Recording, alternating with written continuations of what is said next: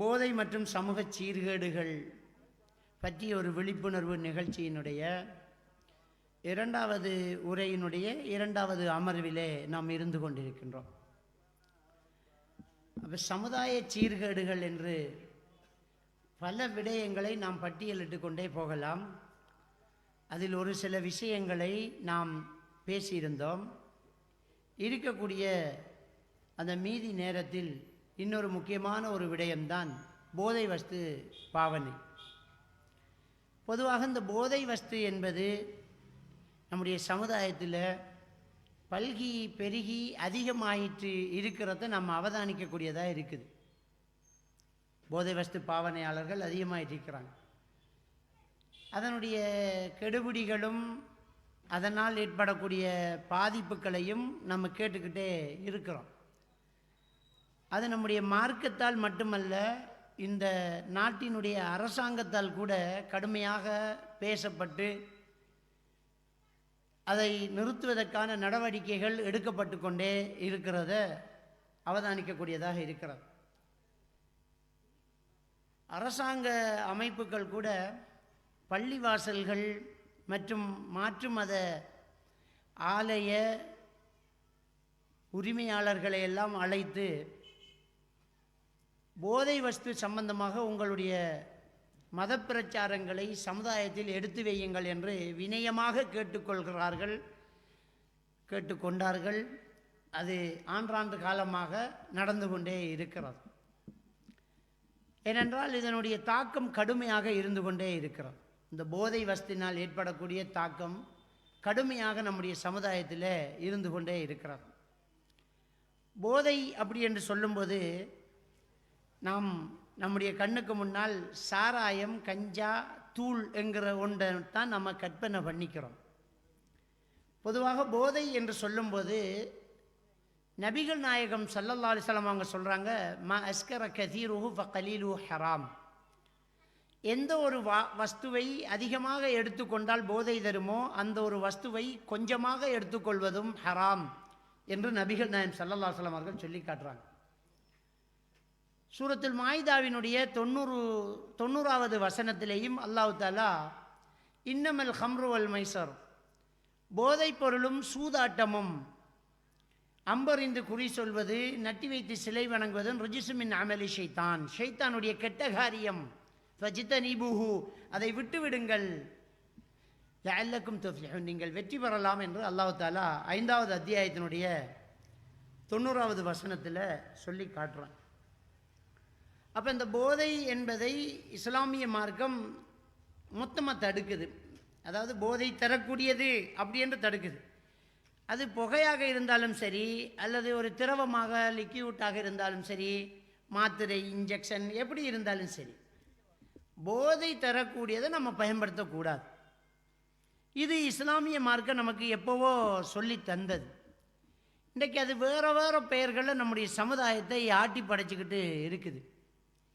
இதில் கவனிக்க வேண்டிய ஒரு முக்கியமான ஒரு விஷயம் என்னென்றால், இலங்கையினுடைய சுகாதார அமைச்சினுடைய அறிக்கையின்படி பீடி சிகரெட்டால் மட்டும் வருஷத்துக்கு 25,000 பேர் சாவுறாங்க. ஒரு நாளைக்கு 70லேருந்து 75 பேர் சாவுறாங்க. இது இலங்கையினுடைய சுகாதார அமைச்சினுடைய புள்ளி விவரம். பீடி சிகரெட்டே எவ்வளோ ஆபத்தானது, அதுவும் போதை தரக்கூடியதான். நம்ம தெளிவாக புரிஞ்சு கொள்ளணும். ஏன்னா அதை நம்ம விட்டுடுறோம். சில பெரிய மனிதர்களே சிகரெட் அடிக்கக்கூடியவங்களாக இருக்கிறாங்க, விற்கிறாங்க, வாங்குறாங்க, கம்பெனி நடத்துகிறாங்க, ஹஜ்ஜிக்கும் போகிறாங்க, வீடி கம்பெனியும் நடத்துகிறாங்க. ஆனால் அது தெளிவான ஹராம். லா துல்கு பி அஹ்தீக்கும் இலா தஹ்லுகாங்கிறான் அல்லாஹ். உங்களோட கையாலேயே உங்களை அழிவுக்குள்ளே ஆக்காதீங்கிறான் அல்லாஹ். அப்போ இந்த பீடி சிகரெட் என்கிறதும் மனிதன் சாவதற்கான ஒரு காரணம் என்று நாட்டினுடைய சுகாதார அமைச்சே சொல்லுது. வேற நம்மெல்லாம் ஆய்வு பண்ணிக்கிட்டு சொல்லலை, இந்த நாடு சொல்லுது. வேற போதை வஸ்துக்கள்னு சொன்னால் அதெல்லாம் தெளிவாக நமக்கு எல்லாருக்குமே தெரியும். இந்த பீடி சிகரெட்டை பொறுத்த வரைக்கும் நம்ம பெண்களே வீட்டில் பீடி சுற்றுறாங்க. இன்னொருத்தனை கொல்றதுக்கான விஷத்தை சுற்றி கொடுக்குறோம். நமக்கு தெரியும், நம்முடைய நாட்டில் 30 வருஷமாக பயங்கரவாத யுத்தம் நடந்தது. இந்த 30 வருஷத்தில் வயலுக்கு சுட்டாங்க, மாக்காட்டுக்க சுட்டாங்க, குண்டு வச்சாங்க, யாழ்ப்பாணத்தில் சுட்டாங்க, இப்படியெல்லாம் நிறைய நம்முடைய உயிர்களை இழந்தோம். இந்த 30 வருஷ யுத்தத்தில் இலங்கை இழந்த உயிர்களின் எண்ணிக்கை 1,00,000 தான். ஆனால் 4 வருஷத்தில் வீடி சீக்கிரட்டால் இந்த இலங்கை இழந்த உயிர்களும் 1,00,000. எது ஆபத்தானது? 30 வருஷத்து துப்பாக்கி ரவைகளை விட 4 வருஷத்து புகைகள் ரொம்ப பகையாக இருக்குது. நமக்கு சிந்திச்சு பார்க்கணும். நம்ம அவ்வளோ பெரிய ஆபத்தான ஒரு விஷயம் இந்த வீடி சீக்கிரட். அதில் கேன்சர் ஏற்படுது. இதில் இந்த குடிக்கிறவன் குடிக்காதவன் ரெண்டுமே பாதிக்கப்படுறாங்க. எப்படின்னு சொன்னால், இன்றைக்கு செத்து போகக்கூடிய மரணிக்கக்கூடிய 25,000 பேரில் பாதி பேருக்கு கொஞ்சம் குறைவாக மரணிக்கக்கூடியவர்கள் சிகரெட்டு குடிக்காமல் பக்கத்தில் வாழக்கூடியவங்க. அதனால தான் நம்முடைய நாட்டு சட்டத்தில் பொது இடத்துல சிகரெட்டு குடிக்கிறது தடுக்கப்படுது. அடுத்தவனுக்கு எடுக்கும். இது ஒரு தகப்பன் வீடி குடிச்சிட்டு பொண்டாட்டி பக்கத்தில் வைக்க வகுத்தில் குழந்தை இருக்குது என்றால் கருவில் இருக்கக்கூடிய சிசுவுக்கும் அது ஆபத்தானதுங்கிறது விஞ்ஞானம். அப்போ இது ரொம்ப பெரிய ஒரு கொடூர செயல். இந்த வீடி சிகரெட் என்பது அவ்வளோ பெரிய ஆபத்தானது. அது மட்டும் இல்லை, இந்த பாதிப்பு இன்னும் அதிகமாகும். அதாவது நம்முடைய நாட்டினுடைய பணவீக்கம். இந்த பணவீக்கம் எப்படி ஏற்படுது? பட்ஜெட் வாசிக்கிறேன்னு நம்ம சொல்லுவோம். நம்ம அதில் கணக்கெடுக்கிறதே இல்லை. அரசாங்கம் பொறுப்படுத்தோன்னு பட்ஜெட் வாசிக்காங்க. இந்த வருடத்துக்கான பட்ஜெட்டு, மருத்துவத்துக்கு இத்தனை கோடி ஒதுக்குறோம், கல்விக்கு இத்தனை கோடி ஒதுக்குறோம், வீதி அபிவிருத்திக்கு இத்தனை கோடி ஒதுக்குறோம். இப்படி இதெல்லாம் ஒதுக்கினா நாட்டினுடைய துறை சேரியில் குறைவு ஏற்படும். அதை அட்ஜஸ்ட் பண்ணி பணவீக்கம் ஏற்படும். எல்லாத்துக்கும் விலை கூடும். மாவுக்கு விலை கூடுது, அரிசிக்கு விலை கூடுது, சீனிக்கு விலை கூடுது. யோசிச்சு பார்க்கணும். இந்த பட்ஜெட் வாசிக்கும் போது மருத்துவத்துக்கு ஒதுக்கப்படுற பணத்தில் ஒரு பெரும்பகுதி எங்கே ஒதுக்கப்படுது? கேன்சர் நோயாளிகளுக்கு ஒதுக்கப்படுது. அப்போ இந்த வீடு சிகரெட்டை பாவிச்சுக்கிட்டு போதையை பாவிச்சுக்கிட்டு நமக்கு என்ன? அவன் தானே பாவிக்கான், நாம் இருக்கக்கூடாது. அவனுக்கு மருத்துவ செலவுக்கு ஒதுக்கப்படுற காசில் நம்ம எல்லாருக்கும் தான் சீனிக்கு விலை கூடுது, நம்ம எல்லாருக்கும் அரிசிக்கு விலை கூடுது, பெட்ரோலுக்கு விலை கூடுது. நமக்கு என்ன? அவன் சிகரெட்டு குடிச்சாண்டு இருக்கக்கூடாது. அவன் குடிக்கிறதுனால இங்கேயும் விலை கூடுது, நமக்கும் சேர்த்து தான். அங்கே ஹாஸ்பிட்டலுக்கு மருந்துகள் போகுது. அப்போ இப்படியான இந்த செலவுகளால் நம்ம எல்லாருக்குமே இது பாதிப்பு தான். அப்போ பணவீக்கம் ஏற்படுறதுக்கு முக்கியமான காரணம் அது. மருத்துவ செலவு கூடுது.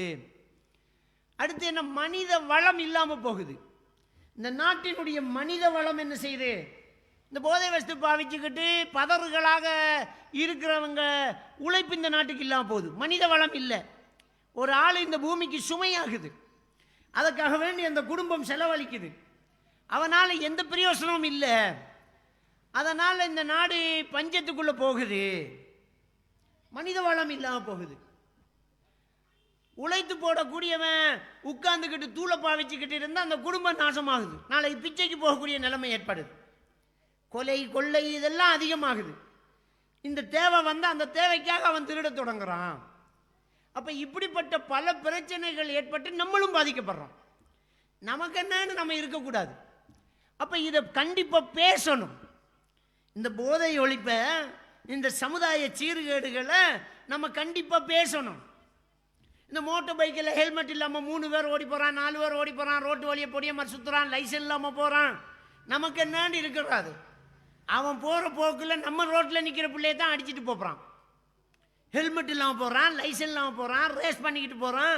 அதில் இந்த ஸ்கூல் கலையிற நேரம் பொம்பளை பிள்ளைகளை பார்க்குறதுக்கு ஓடி போய் நம்ம ஊரில் எத்தனை உயிரை இழந்துட்டோம், எத்தனை உயிர் போச்சு.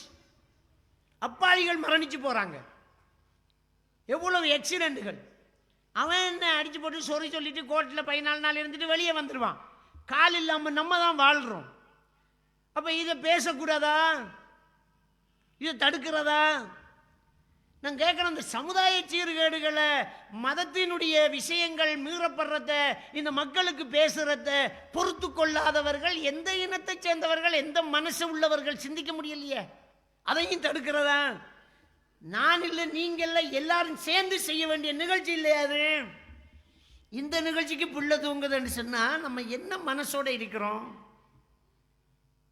இதை நிறுத்துங்க, சத்தம் கூட இருக்கேன்னு சொன்னால் அப்போ என்னமோ நடக்குது. இப்படி தான் ஒரு 10 வருஷத்துக்கு முன்னாடி பிரைந்துரைச்சேனை என்ற ஒரு இடம் பாலச்சேனையில், அது இந்த போதை வஸ்து விற்கிற பெரிய ஒரு லொக்கேஷன். அது அந்த இடத்துல ஒரு ஸ்டேஜ் போட்டு போதை வஸ்து சம்மந்தமாக பேச போனால் அந்த ஏரியாவில் இருக்கிற மக்களும் நிறுத்த சொல்லி ஆர்ப்பாட்டம். என்னடான்னு வந்து அவங்க தான் வியாபாரி. நான் நினைக்கிறேன் அநேகமாக இங்கே ஏரியாவில் அப்படி விற்கிறாக்கள் இல்லை, தடுக்க மாட்டாங்கன்னு நினைக்கிறேன். ஆனால் அந்த நிகழ்ச்சி நடந்துச்சு. ஏன்னா அந்த நிகழ்ச்சிக்கு ஸ்பெஷல் கெஸ்ட்டாக வந்ததே வாழைச்சேனை போலீஸ் ஓஎஸ். அவன் பேசினான், இது பேச வேண்டியது வணங்கிட்டா. அரசாங்க போலீஸ் செய்கிற வேலையில் பாதி வேலையை நாங்கள் செஞ்சுக்கிட்டோம். இப்போ போதை ஒழிப்பு சமுதாய நீங்கள்லாம் இப்படி ஹெல்மெட் இல்லாமல் ரோட்டில் ஓடி போய் விழுந்தோன்னா அன்றைக்கு கொஞ்சம் பேர் ஆர்ப்பாட்டம் எடுப்பாங்க, கூப்பாடு போடுவாங்க. அதை யார் பேசுறது? மிம்பர்கள் பேசுறது இல்லையா? ஜும்மாக்கள் பேசுறது இல்லையா? இதை பெற்றோர்கள் தடுக்கிறது இல்லையா? தடுக்கணுமே. அவனுக்குன்னு அவன் ஓடிட்டு போகிறான். பொம்பளை பிள்ளைய கண்டா ரேஸ் பண்ணுறான். சந்தி இருக்கிறதே அந்த பந்திக்கு விளங்குது இல்லை. அப்போ எவ்வளோ பெரிய ஆபத்தான விஷயம் இது. நாம இல்லையா பாதுகாப்பாக இருக்கணும்? அப்போ ரொம்ப கவனமாக இருக்கணும். இதெல்லாம் பேச வேண்டியது. சரி, இந்த போதை ஒழிப்பை பற்றி பார்த்தால் இந்த போதையில் முக்கியமான ஒரு விஷயம் என்ன அப்படின்னு சொன்னால், பீடி சிகரெட்டை ரொம்ப ஆபத்தான. முதல்ல அதை நிறுத்தணும். நம்ம பீடி சுத்துறாக்கள் நிப்பாட்டணும். இதை சொன்னோன்னே நம்ம ஆக்கள் என்ன சொல்கிறது? அப்போ நீங்கள் கறிச்செலவு காசு தாரது, நாங்கள் வீடு சுற்றுறதை நிப்பாட்டினா மாதம் 30,000 தருவீங்களா? எங்களுக்கு அவ்வளோ இன்கம் இருக்குது அப்படிங்கிற. அப்போ நீங்கள் சுற்றி 4 பேர் சாகுறது பரவாயில்லையா? நம்ம என்ன ஈமான் கொண்டு இருக்கிறோம்? நம்ம ஈமான் கொண்ட விஷயங்கள் 6. அல்லாவை கொண்டு, மலக்குமார்களை கொண்டு, வேதங்களை கொண்டு, ரசூமார்களை கொண்டு, மறுமை நாளை கொண்டு, விதியை கொண்டு எழுதி பரீட்சையில் பாஸ் பண்ணி முஸ்லீம் பேரில் இருக்கிறோம். நம்ம கலாக்கதரை நம்பியிருக்கோம் இல்லையா? அப்போ வீடி சுத்தாட்டி எங்களுக்கு ஏது சோறுன்னு கேட்குறோமே. அப்போ கலாக்கதரை என்ன சொல்கிறது? சூரத்தில் நாம் 59வது வசனத்தில் அல்லாஹ் தஆலா சொல்கிறானே, வமாமின் தாப்பத்தின் ஃபில் அர்லி இல்லா அலல்லாஹி ரிஸ்குஹா. இந்த உலகத்தில் உள்ள ஒவ்வொரு உயிருக்கும் ரிசுக்கு பொறுப்பை நான் எடுத்துட்டேங்கிறானே. அப்போ வீடு சுற்றினா நிப்பாட்டினா நீ பட்டணி வருது அப்படியே செத்து போய் தருவியா? நிப்பாட்டினா வேறு தொழில் செய்யி. ஹராத்தை நிப்பாட்டினா வேறு தொழில் செய்யி. எவ்வளோ தொழில் இருக்குது? இடியாப்பம் சுட்டு விற்கலாமா இல்லையா? கச்சாங்கொட்டை வறுத்து விற்கலாமா இல்லையா? ஏதாவது செய்யி. மொத்தமாக ஏலக்காய வேண்டி பக்கத்து பண்ணி கடைக்கு கொடுக்கலையா மனுஷன்? ஹலாலை ஏதாவது பண்ணுங்களேன். காலை சாப்பாடு சமைச்சு ரோட்டில் ஒரு மேசையில் வச்சு விற்கலாமே. ஏதாவது பண்ணலாமே. அல்லாஹ் உனக்கு பறக்க செய்வானே. ஹலாலா தொழில் செய்வோமே. ஏன் வீடு சுற்றணும்? வீடு சிகரெட் அதெல்லாம் விற்கணும். ஏன் கடையில் அதை விற்கணும்? அந்த கடையில் வீடு சிகரெட் இல்லைன்னு போர்டு போட தெரியாதா? மாற்று மதத்தவும் போர்டு போட்டிக்கான், இந்த கடையில் நோ ஸ்மோக்கிங். மாற்று மதத்தவும் போட்டிக்கான். அவனுக்கு தெரியுது என்னுடைய விபரீதம் என்னண்டு. நம்மளதான் ஏஜெண்ட் எடுத்து வச்சுக்கிறான் தொப்பியை போட்டுக்கிட்டு. அப்போ எவ்வளோ பெரிய ஒரு மோசமான செயல். முதல்ல அதிலிருந்து நம்ம சீர்திருத்தம் பெறணும். செய்யக்கூடாது. தெரியாமல் செஞ்சுட்டு இப்போ தெரியுது இல்லை, விட்டுறணும். அல்லாஹ் அருள் செய்வான். அல்லாவுக்காக ஒன்றை விட்டால் அல்லாஹ் 1000 வழிகளை தருவான். இதுகளை நம்ம பேசணும். இதெல்லாம் பள்ளியில் பேசுகிறதா? எல்லாம் மார்க்கம்தான். அது ஹலாலான சம்பாத்திய மார்க்கம் இல்லையா? ஹலாலான சம்பாத்தியத்தை நம்ம பேசக்கூடாதா? பேசணும். அப்போ இந்த பீடி சிகரெட் விற்கிறத நம்ம என்ன செய்யணும்? விடணும். சுத்துறத்தை நம்ம என்ன செய்யணும்? விடணும். குடிக்கிறவங்களை நம்ம தடுக்கணும். மாப்பிள்ளை வீடி குடிக்கிற பொண்டாட்டி வாங்கி கொடுக்குறது. கடைக்கு போகல அவர் வீட்டுக்கு படுத்துக்கிட்டு செல்வார், சிகரெட் ஒன்று உண்டிக்கா என்றுவார். வேட்டைக்கு போடான்றணும். எதுக்கெல்லாம் சண்டை பிடிக்கிறீங்க? எதுக்கெல்லாம் புருஷனை வெட்ட கரைக்கு விட்றீங்க? இங்கே அப்படி தானே பொண்டாட்டி வீட்டில் என்ன புருஷன் இருக்கார். அப்போ அவர் பேக்கை தூக்கிட்டு போகிறது, கோவிச்சுக்கு போகிறேன்ட்டு பேர். என்னதுக்கெல்லாம் நம்ம செய்கிறோமே, இதுக்கு செஞ்சோமா?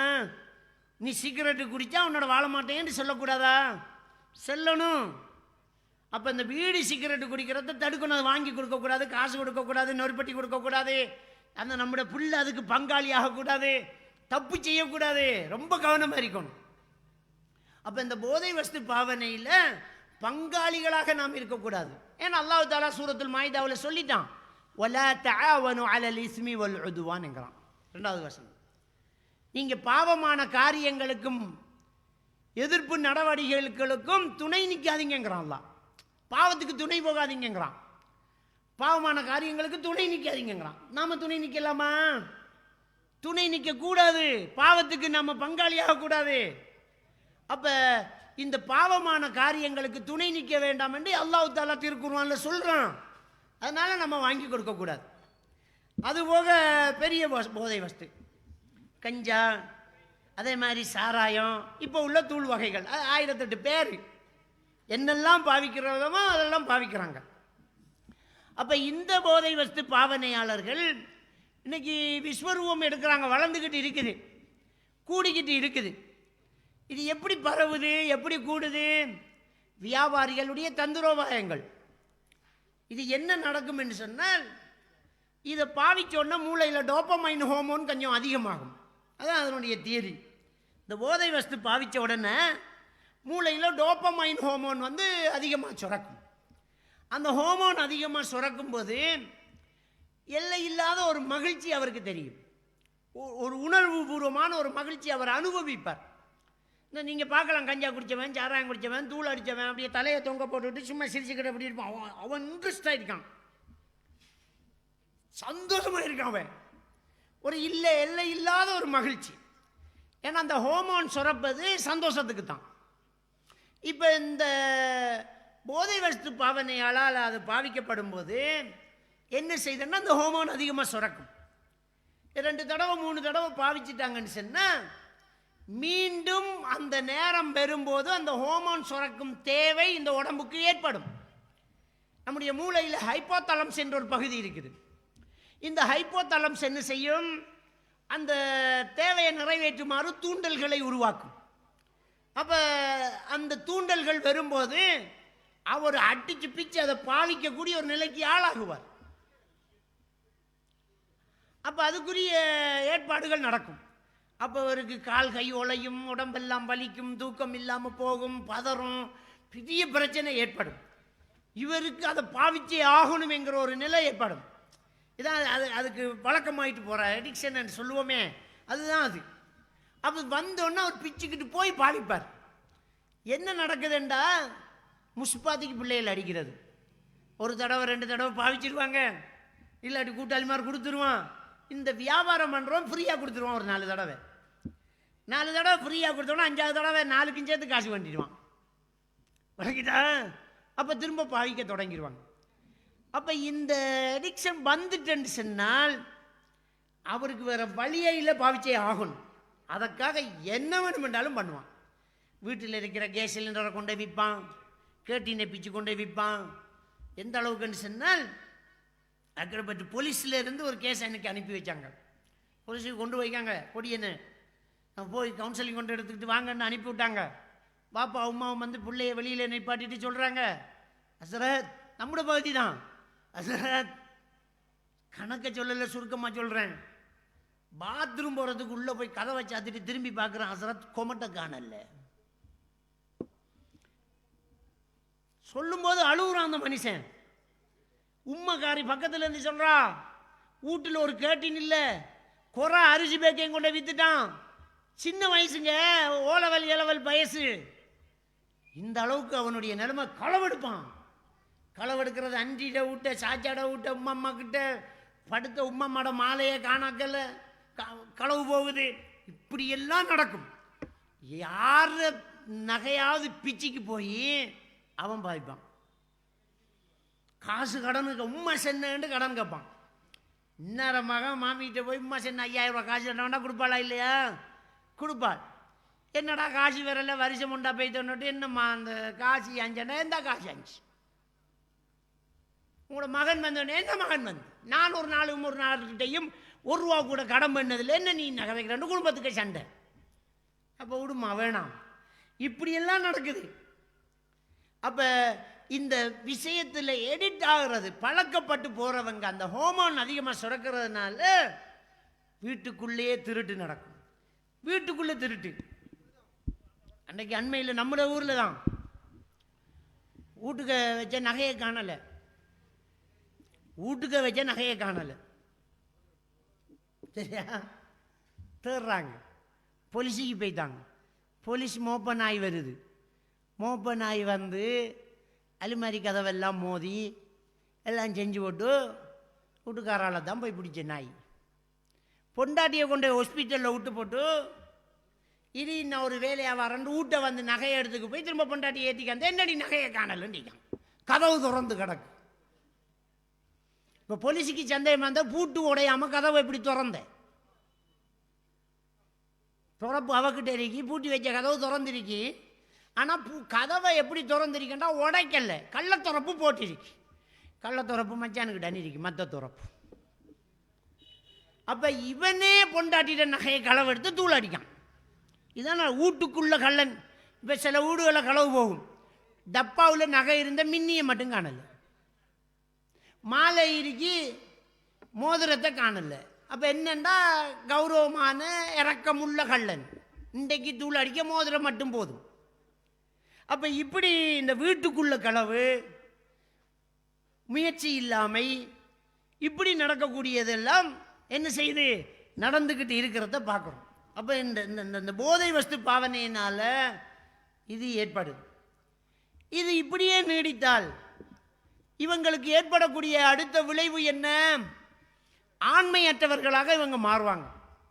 இதில் பெண்களும் பாவனையாளர்கள் ஆகுறாங்க. இதில் ஆச்சரியமான இன்னொரு விஷயம், பெண்களும் பாவிக்கிறாங்க. சாக்லேட்டில் ஐஸ் பழம், ஐஸ்கிரீம், இதுல எல்லாம் என்ன செய்யப்படுது? போதை வஸ்து விநியோகிக்கப்படுது. ஒரு ஸ்கூல் பிள்ளையை கூட்டிட்டு வராங்க, கிட்டத்தட்ட ஒரு 15-14 வயசு பிள்ளை தான் கூட்டிட்டு வராங்க. எதுக்கு கூட்டிட்டு வராங்கன்னு சொன்னா, ஒரு காலத்தில் நம்ம ஜின் வைத்தியம் செஞ்சிருந்தோம். உங்களுக்கு தெரியும், இந்த பாகிஸ்தான் மௌலானா 93ஆம் ஆண்டு வந்த நேரம் அவருக்கு சிஷியன் நான். விளங்கிட்டா? இந்த இந்த பே விரட்டுறது, இந்த ஜிண்டு வைத்தியம், இதெல்லாம் அத்துப்படி நமக்கு அதெல்லாம் செஞ்சு படித்தவங்க தான் நம்ம. அந்த நம்பிக்கையில் ஜின் விரட்டுறதுக்கு அவருக்கு அந்த பிள்ளைக்கிட்ட ஜின்னு வருதாமண்டு, வெளியூர் தான், அமித் மௌலிட்ட கொண்டு போங்கன்னு சொல்லி அனுப்பி விட்டாங்க போல கிடக்கு. வந்து பிள்ளைய வெளியில் வச்சு போட்டு சொல்கிறாங்க, பிள்ளையோட ஒரு ஜின்னு கதைக்குது அசரத். என்னடா இது புதுசாக இருக்கு? பாத்ரூமுக்கு போனால் மூலையில் ஒரு உருவம், கருத்த உருவம் நின்று பிள்ளையோட பேசுதாம். சரி கூட்டிக்கு வாங்க பிள்ளைய உள்ளுக்கு. ஒரு காலத்தில் நம்ம அதை மூட நம்பிக்கை செஞ்சுருந்தோம், அதெல்லாம் தௌபா செஞ்சிட்டோம். இப்போ நம்ம அதை சைக்காலஜி படித்ததுனால அது தெரியுது நமக்கு. இந்த உருவம் தெரிகிறதெல்லாம் ஏன் வருது? ஹலுசினேஷன், ஸ்கிசோப்ரினியா, பைபோலர் எஃபெக்டிவ் டிஸார்டர் போன்ற பாரிய மனநோயாளர்களுடைய சிம்டம்ஸ் அது. அதே நேரம் இப்போ போதை வஸ்து பாவனையாளர்களுக்கு இந்த சிம்டம்ஸ் வரும். ஏன்னா அந்த ஸ்கிசோப்ரினியாங்கிற மனநோய்க்கு காரணம் டோபமைன் ஹோமோன் அதிகமாகிறது தான். இந்த போதை வஸ்து பாவிச்சாலும் டோபமைன் ஹோமோன் அதிகமாகும். அதுக்கு தான் இந்த உருவம் தெரியுது. நம்ம ஆக்கள் அவுலியா வருது, ஜின்னு வருது, மகான் வருது, பேசுது, பச்சை தலைப்பாவோட நிற்கன்ட்டு ஒருத்தன் சொன்னோன்னா அவனுக்கு மென்டலுக்கு நோய் மருந்து கொடுக்காம அவரை போய் திராவிக்கிட்டு நிற்கிறான். நம்ம அவன் நோயாளி, அவன் கஞ்சா குடிக்கிறான். கஞ்சா குடிச்சிக்கிறதுனால அவனுக்கு உருவம் தெரியுது. தலைப்பாவோட ஒரு ஆள் வருது, கொஞ்சம் பொறுங்கோ, மகான் வந்திருக்கார், மலக்கு வந்திருக்கு, போய்ச போகிற நம்பர், இவெல்லாம் பக்தியோடு பார்த்துட்டு இருப்பாங்க அந்த மென்டலில். அவன் கஞ்சா குடிக்கிறதுனால அவனுக்கு இது ஏற்படுது. இதை சொல்கிறது விஷுவல் ஹலுசினேஷன். இந்த விஷுவல் ஹலுசினேஷனால் உருவம் தெரியும். கஞ்சா குடிக்கிறவனுக்கு வரும், தூள் பாவிக்கிறவனுக்கு வரும், ஸ்கிசோப்ரினியா உள்ளவனுக்கு வரும், பைபோலர் எஃபெக்டிவ் டிஸார்டர் உள்ளவனுக்கு வரும். இது மாதிரியாக இது ஏற்படும். இந்த ஒப்சசிவ் கம்பல்சிவ் டிஸார்டரை தொடர்ந்து மருத்துவம் செய்யாமல் வச்சுக்கிட்டா அவங்களுக்கு கூட ஹலுசினேஷன் ஏற்படுது, ஓசிடிங்கிறது. அப்போ இப்படியான இந்த பிரச்சனையை தான் பிள்ளைக்கிட்ட கொண்டு வராங்க. இந்த பிள்ளைக்கு உருவம் தெரியுது, பொம்பளை பிள்ளை. அப்போ அந்த பிள்ளைக்கிட்ட நான் கேட்குறேன், இன்னும் சில சிம்டம்ஸ் இருக்கும்.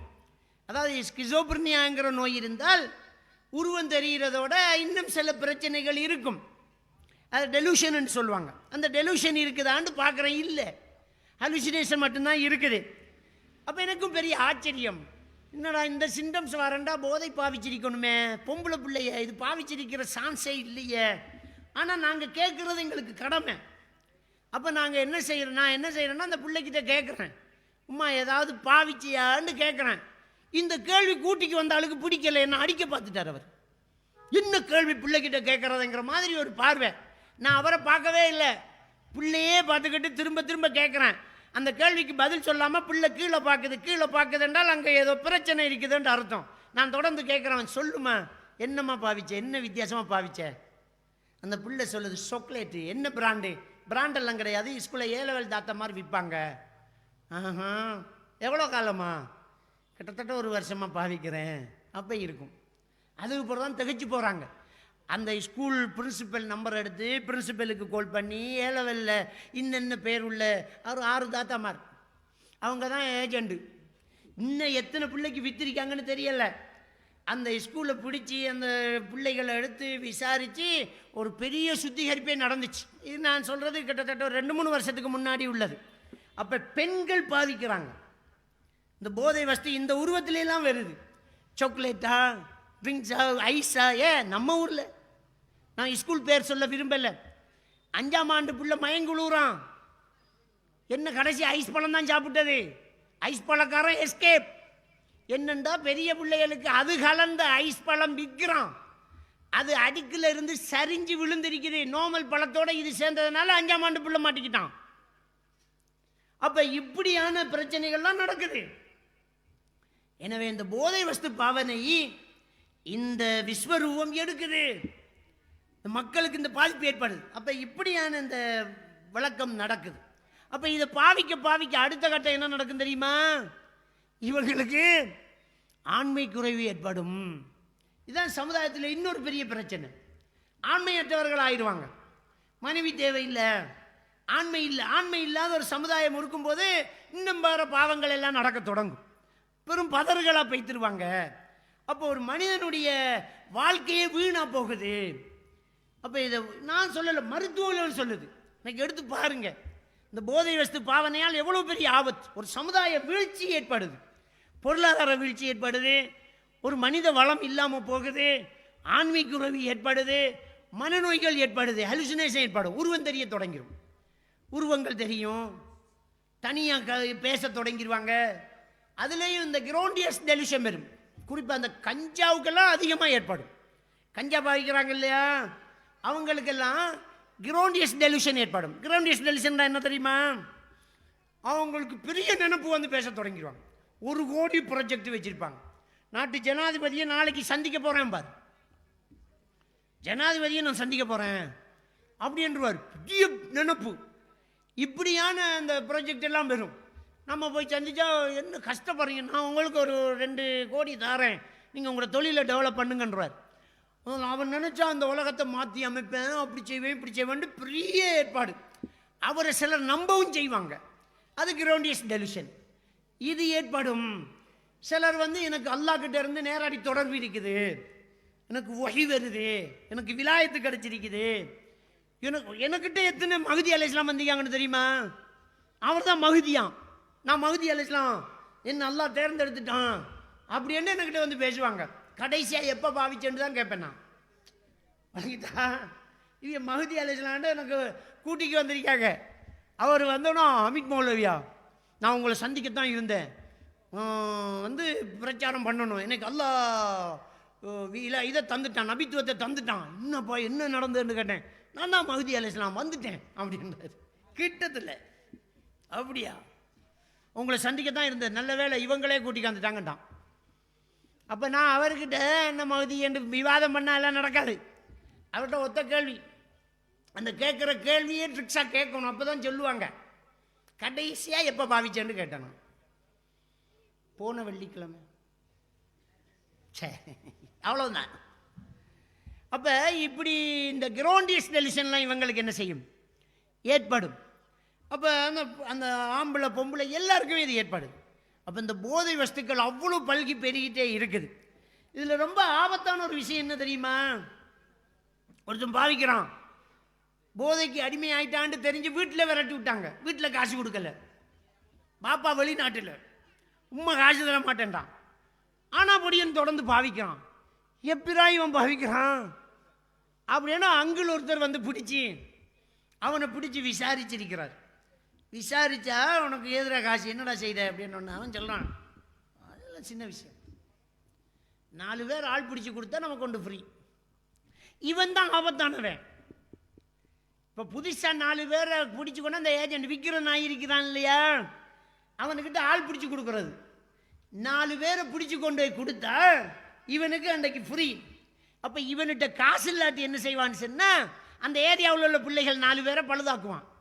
பாவிக்காதவனையும் கொண்டு போவான், பாவிக்கிறவனையும் ஆசை விட்டுவான். கொஞ்சம் விலை குறைய நான் பேசி தரேன், சாமான் இருக்குதம்பான். ஏன்னா பாவிக்கிறவனுக்கு வாங்குறதுக்கும் பயம், வாங்கும்போது மாட்டிக்கிட்டா.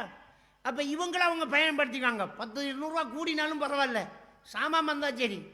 அப்போ இப்படியான வேலைகளால் புதிய பாவனையாளர்கள் உருவாகுறாங்க. இது ரொம்ப பெரிய ஆபத்து. இவங்களால் அவன் திருடுவான், உழைப்பான், செலவழிப்பான்.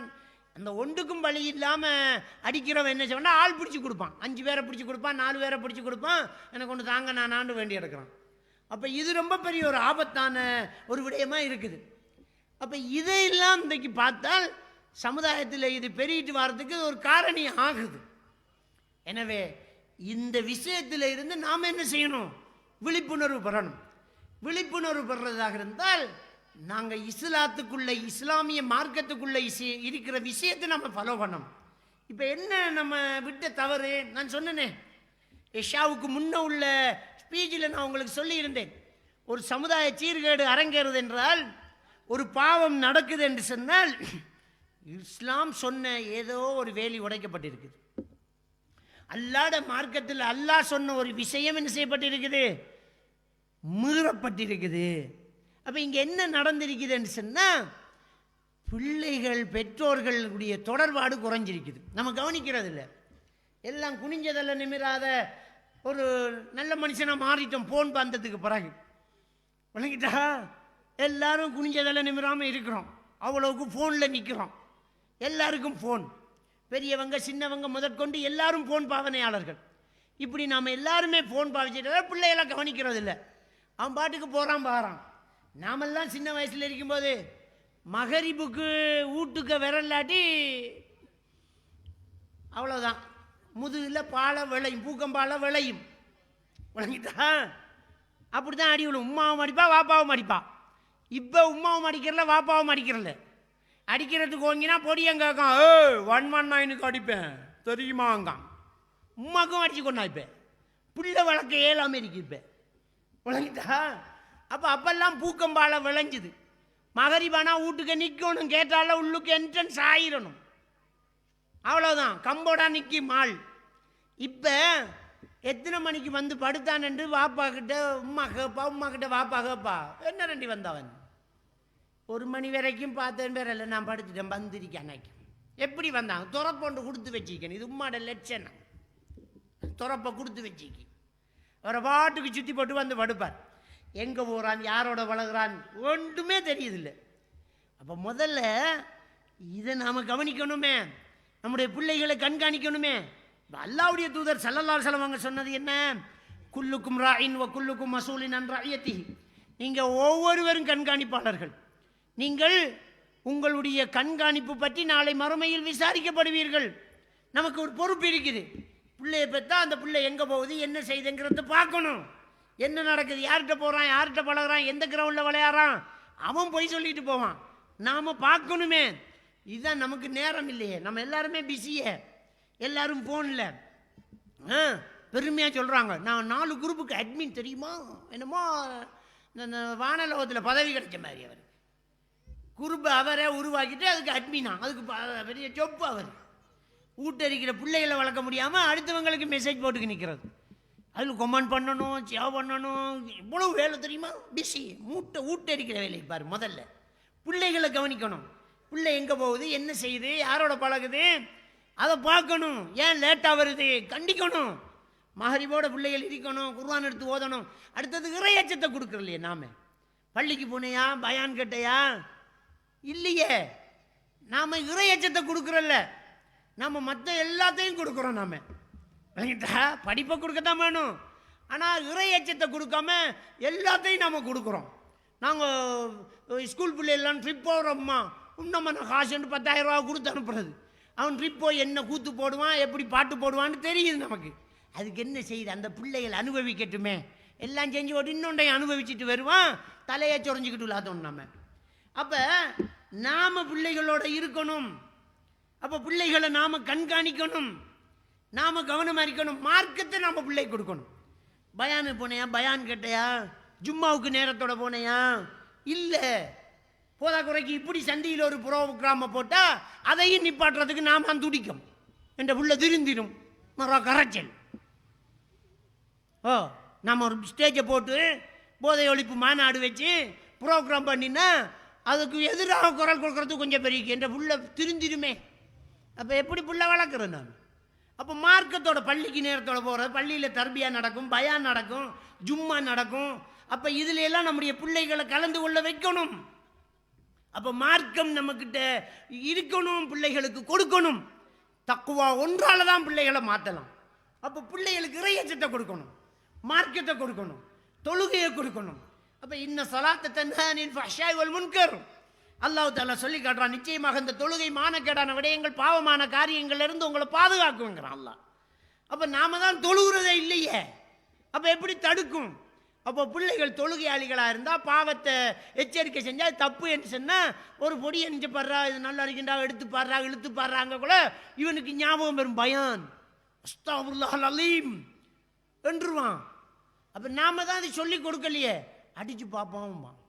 நாம தான் வீட்டில் எல்லாரையும் சேர்ந்து படம் போடுறோமே, பாட்டு போடுறோமே, அது கேட்குறோமே. இப்போ இந்த திரைப்படங்கள்லாம் மாயையை உருவாக்குது, நம்முடைய மனசை மாற்றுதே. ஒரு மனிதனுடைய மனசுக்குள்ள வாழ்க்கையின் வழிமுறையை தீர்மானிக்குது இந்த திரைப்படங்கள் தானே. பச்சை பிள்ளைய சரியா காட்டுதே இந்த திரைப்படங்கள். நம்ம எல்லாருக்குமே தெரியும் மது அருந்துறது ஹராம் என்று, தப்புன்னு தெரியும். படத்தில் கதாநாயகனுக்கு ஒரு தோல்வி வேணும், அம்மா செத்துருவாங்க, அப்பா செத்துருவாங்க, பொண்டாட்டி செத்துருவா, அவர் சாராயத்தை குடிச்சு ஒரு பாட்டு படிப்பார். அப்போ மனசு என்ன பிரச்சனைன்னு வந்தால் அன்றைக்கு மட்டும் தண்ணி அடிக்கிறது பரவாயில்ல. எது தப்போ அதை சரியா காட்டும். நம்ம மனசை பழுதாக்கி வச்சிருக்கு இந்த ஊடகங்கள். அப்போ அதான் வேலை செய்யும். அந்த படத்தை பார்த்த புள்ள தண்ணி அடிக்கிறது தப்பு இல்லையே, பெருநாள் மட்டும்தான், இன்றைக்கு மட்டும்தானே அப்படின்றான். அப்போ தப்பாக சொல்லி கொடுக்கணும். நம்ம எதில் கரெக்டாக இருந்தோமோ அதில் அப்பையும் கரெக்டாக இருக்கிறோம். எதில் கரெக்டாக இருந்தோம்? அறுத்து சாப்பிட்டா பிஸ்மி சொல்லி அறுத்தா தான் ஹலால். அவன் வென்று போய்க்கூடாது. முஸ்லீம் அல்லாதவன் கடையில் இறைச்சி தின்றப்பட ஹராம் அஸ்தக்ஃபிருல்லாஹ். அதை சின்ன வயசுலேருந்து சொன்னோம். அவன மனசில் அது ஆழமாக பதிஞ்சிட்டு, பிஸ்மி சொல்லி அறுத்தா தான் ஹலால் என்று அவன்கிட்ட பதிஞ்சிட்டு. இப்போ சாராயத்தை கையில் வேண்டி எடுத்துக்கிட்டு அதுக்கு பைட்ஸ் தேவை, உரப்பு தேவை, ஹலால் சிக்கன் எடுத்துட்டார் இவர். சாராயத்தை கையில் வச்சுக்கிட்டு ஹலால் சிக்கன் தர்றார். நாம் எதை கொடுத்தோமோ அதில் கவனமாக இருக்கான், எதை கொடுக்கலையே அதில் பொடுபோக்கா இருக்கான். நாம் இந்த சாராய ஹராம கொடுக்கலையே, சரியா, அவனுக்கு மார்க்கத்தை கொடுக்கலையே, அப்போ அதில் அவன் நழுவிட்டான். அப்போ நாம் சரியாக கொடுக்கணும் பிள்ளைகளுக்கு. பிள்ளைகளை கண்காணிக்கணும், பராமரிக்கணும், எங்கே போகிற என்ன செய்யறன்ற பார்க்கணும். அதே நேரம் பிள்ளைகளுக்கு மார்க்கத்தை கொடுக்கணும். கெட்டு போனதுக்கு போகிறதான் மதரசா தேவைப்படுறான் நமக்கு. ஓடி வந்து பிள்ளைய மதிசாவில் சேர்க்கணும். நான் மாஷா அல்லாஹ் நினைச்சும் பார்க்கலடா, நீ பிள்ளைய மதிசாக்கி சேர்ப்பாயண்டு, பரவாயில்ல பிள்ளைய கொண்டு வான்னு சொன்னோன்னா உண்டா கட்டாயம் சேர்க்கணும். பாரு மச்சான் கஞ்சா குடிச்சிட்டான்டா.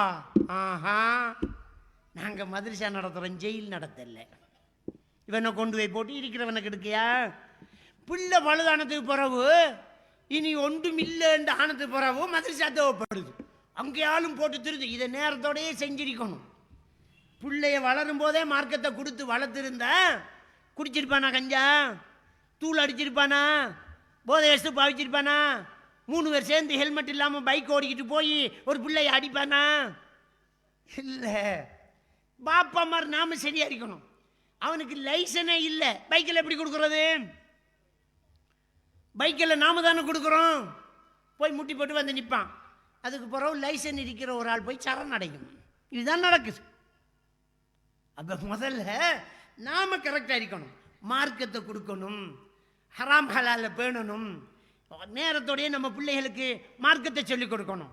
வளரும் போதே மதரசாவில் போடணும், மௌலவி ஆக்கணும், அக்கீதாவை சொல்லிக் கொடுக்கணும். அப்படி இல்லாட்டி பள்ளிகளில் தர்பியா நிகழ்ச்சி நடக்குது, அதில் சேர்த்துடணும். வீட்டில் குர்ஆன் ஹதீஸை சொல்லிக் கொடுக்கணும். இதுகளை சொல்லி கொடுக்காம இப்போ நாம் என்ன செய்கிறோம்?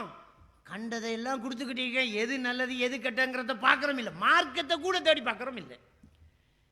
ஒரு ஷர்ட்டு வேணுறோன்னா இங்கேருந்து மருதமனை வரைக்கும் ஒரு கடையாக ஏறி இறங்கி தேய்ச்சி துவைச்சி பார்க்குறோம், கசக்கி பார்க்குறோம், நல்லதா கெட்டதான்னு ஓட்டி உரசி பார்க்குறோம். ஆனால் மார்க்கத்தை பின்பற்றும் போது சொன்னால் எடுத்துக்கிட்டு போகிறோம். இது யாரு சொன்னா? ஹதீஸில் இருக்கா, குர்ஆனில் இருக்கா? இது நியாயமா? இது உண்மைதானா? இது சரியா இருக்குமா? இப்படி நடந்து இருக்குமாங்கிறத யோசிக்கிறது இல்லையா? இல்லை, நான் பாட்டுக்கு போயிட்டே இருக்கிறோம். அப்போ மார்க்கத்திலையும் சரி மற்ற விஷயத்திலையும் சரி நம்ம பொடுபோக்காக இருக்கக்கூடாது, தெளிவாக இருக்கணும். நம்முடைய பிள்ளைகளுக்கு மார்க்கத்தை நாம் சொல்லிக் கொடுத்து, மார்க்கத்தை அவர்களுக்கு கற்றுக் கொடுத்து, அவங்கள பள்ளியோடு தொடர்பாக்கி நாமளும் கண்காணித்து கொண்டு இருக்கணும். கண்காணித்து கொண்டிருந்தால் தான் இந்த பிள்ளைகளுடைய எதிர்காலத்தை நாம் என்ன செய்யலாம்? பாதுகாக்கலாம். அடுத்தது பாவிச்சிட்டு பிள்ளைகள் அப்படின்றா என்ன செய்யுது? பாவிச்சிட்டு நம்முடைய வீட்டுக்கு ஒரு பாவனையாளர் இருக்கிறார். இதுக்கு என்ன கவர்மெண்ட் என்ன செஞ்சிருக்குது? ரீஹபிலிட்டேஷன் சென்டர் வச்சுக்கலாம். என்ன?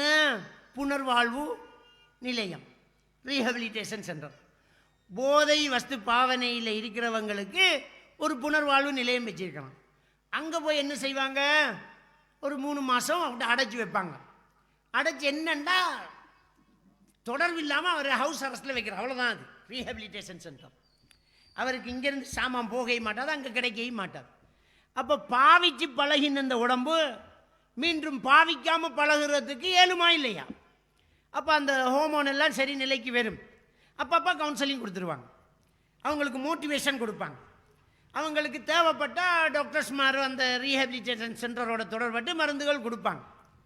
இப்படி இருந்து அவங்களுக்கு 3 மாதம் அந்த ரீஹபிலிட்டேஷன் சென்டரில் வச்சுட்டு வெளியில் வந்தால் அப்போ திரும்ப விட்டுறப்படாது. வந்த உடனே அவனை சந்திச்சா மச்சான் அடிச்சு விட்ருவான். திரும்ப அவங்கள ரொம்ப கண்காணிப்பாக இருக்கணும், கவுன்சிலிங் கொடுத்துக்கிட்டே இருக்கணும், நாமளே பக்கத்தில் வச்சுக்கணும். அந்த கெட்ட கூட்டாளிகளோட சேர விடக்கூடாது. ஃபோனை சிம்மை மாற்றணும், இடத்த மாற்றணும், அவருடைய மூளையை வேறொரு இடத்துல சிந்திக்க விடணும், அவரை கொஞ்சம் பிஸி ஆக்கணும், ஏதாவது ஒரு தொழிலை வைக்கணும்.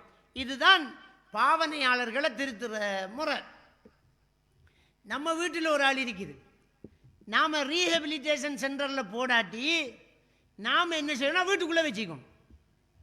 வீட்டுக்குள்ளே பள்ளி போக்குள்ள பக்கத்துலேயே இருந்து போய் தொழுது போட்டு நம்மளே கொண்டாந்து வச்சுட்டு பூட்டி வச்சிடும். பூட்டி வைக்கணும், நம்முடைய பிள்ளை தான். அப்போ ஒரு கொஞ்ச நாள் போக்குள்ள அவர் கத்துவார், அடம் பிடிப்பார். இந்த போதை வஸ்து பாவனை அவரவருடைய அந்த இரத்தத்தின் அளவை வைத்து வித்தியாசப்படும். ஒரு சிலர் பாவிச்சு பழகினவங்க 3 நாளைக்கு மேலே தாக்கு பிடிக்க மாட்டாங்க, ஒரு சிலர் ஒரு கிழமைக்கு மேலே தாக்கு பிடிக்க மாட்டாங்க. இப்படி ஒவ்வொருத்தருக்கும் வித்தியாசம் இருக்கு.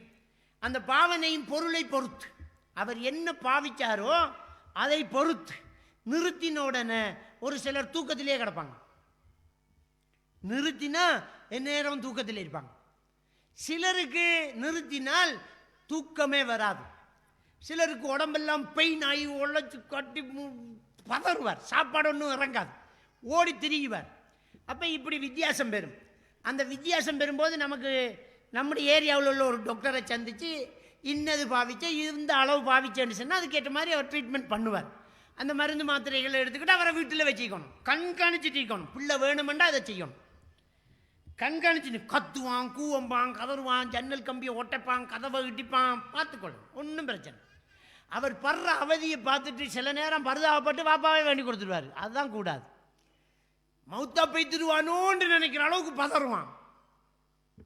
ஒரு நாளும் மயங்கிறாரு என்ற ஒரு பையனை கூட்டிகிட்டு வர கவுன்சிலிங் கூட்டி வந்த போதையை நிப்பாட்டிட்டு நான் நினைக்கிறேன் ஒரு 7 ஹவர் பயணம் செஞ்சு வந்திருப்பாங்க. ஒரு தூரத்தில் இருந்து என்னுடைய இடத்துக்கு அக்கரைப்பத்துக்கு வரதுக்கு ஒரு 7 ஹவர் ட்ராவல் பண்ணியிருப்பாங்க. அந்த 7 ஹவர் பாவிக்கல. அவன் வந்து அவனுடைய டேர்ன் வந்து உள்ளுக்கு வந்துட்டான். வந்து மௌலவி கொஞ்சம் பண்ணி தாங்க, மௌலவி உம்மா கொஞ்சம் பண்ணி தாங்கம்மா, பாப்பா கொஞ்சம் பண்ணி தாங்க பாப்பா, அங்கே இருக்கிற ஆக்களையெல்லாம் பிடிச்சி கெஞ்சுறான். அவன் பதறித்திட்டான், எல்லாரும் காலை முழுகிறான், பண்ணி தாங்க துட்டிக்கான். உம்மா நின்று கழுவுறா, வாப்பா நின்று கழுவுறா. பாப்பா சொன்னார், ஒல்லாஹி மௌலவி நேற்று இந்த கத்துவை தாங்க எல்லாமே நானே வேண்டி கொடுத்த மௌலவி, இப்போ இங்கே வந்து 7 ஹவர் பாவிக்காதுக்கு இந்த கத்துறான் மௌலவி. நான் என்ன நீங்கள் செஞ்சது தான் போல, நீங்கள் என்ன நினச்சிட்டீங்கன்னா பிள்ளை முடிஞ்சு சாப்பிட்றானே, சாக மாட்டான், ஆனால் துடிப்பான். அந்த பொண்டை தாண்டணும், கொஞ்சம் அடைச்சி வைங்க, துடிப்பான், கத்துவான், கதறுவான், வச்சுக்கோங்க. அந்த டைம் மாறி ஒரு நாள் கடந்துட்டான்டா அவனுடைய உடம்பு திரும்ப இயல்பாக்கம் அடையும். இல்லை ஹோமோன் சேஞ்ச் தான், அந்த டோப்பமைன் ஹோமோனுடைய இன்பேலன்ஸ் தான் காரணம். அது கிளியர் ஆகும். கொஞ்சம் பொறுத்துக்கோங்க. வீட்டில் அடைச்சி வைங்க, ஹவுஸ் அரெஸ்ட்டில் வைங்க. முடியாட்டி ரீஹபிலிட்டேஷன் சென்டரில் போடுங்க. உங்களுக்கு ஏலாட்டி ரீஹபிலிட்டேஷன் சென்டரில் போடுங்க. இதுக்கு நாட்டு மருந்து என்ன? ஆங்கில மருந்து நீங்கள் செய்யலாம், ஆங்கில மருந்து செய்யுங்க. நாட்டு மருந்து என்ன அப்படின்னு சொன்னால், ஓமம் அப்படின்னு கடையிலைக்கு சீரகத்தை விட சின்னது, அது 1/2 கிலோ வேண்டினால் அதுக்கு நீங்கள் 3 லிட்டர் தண்ணியை ஊற்றி காய்ச்சணும். கொதிச்சு கொதிச்சு கொதிச்சு கொதிச்சு அது 1/2 லிட்டர் ஆகும். அந்த 1/2 லிட்டர் ஆகும்போது அதை இறக்கி வடிகட்டி வச்சிருந்து அதில் ஒரு 20 ml-க்கு 1 கிளாஸ் தண்ணி மிக்ஸ் பண்ணி 2 நேரம் கொடுத்து வந்தால் அந்த போதை பாவனையில் அவருக்கு ஒரு வெறுப்பு ஏற்படும். இது நாட்டு மருந்து, அந்த காலத்திலேருந்து உள்ளது ஆயுர்வேத நாட்டு மருந்து இது. இதை நீங்கள் ஃபெஸ்டைட்டாக வீட்டில் என்ன செய்யலாம். அவருக்கு பெயின் இருக்கும், தூக்கம் இல்லாமல் இருக்கும். அதுக்கு ஒரு டாக்டரை நீங்கள் என்ன செய்யுங்க, சேனல் பண்ணுங்க. இதை கொடுத்து வந்தாலும் இந்த போதை வஸ்து பாவனையிலேருந்து ஒரு பிள்ளை என்ன செய்யலாம், பாதுகாக்கலாம். இதுதான் பாவிச்ச பிள்ளைகளை நாம் கிளியர் பண்ணி எடுக்கிறதுக்கான யுக்திகள். அப்போ முதல்ல பாவிக்காமல் பிள்ளைகளை வளர்க்கணும் என்றால் கண்காணிப்பு இருக்கணும். அடுத்தது என்ன, மார்க்கத்தை கொடுக்கணும். மார்க்கம் செய்கிற வேலை வேறு எதுவுமே செய்யாது. இறையச்சத்தை கொடுத்து வளர்க்கணும். சூழல் ரொம்ப முக்கியம். யாரோட பழகுறான், எங்கே விளையாடுறான்,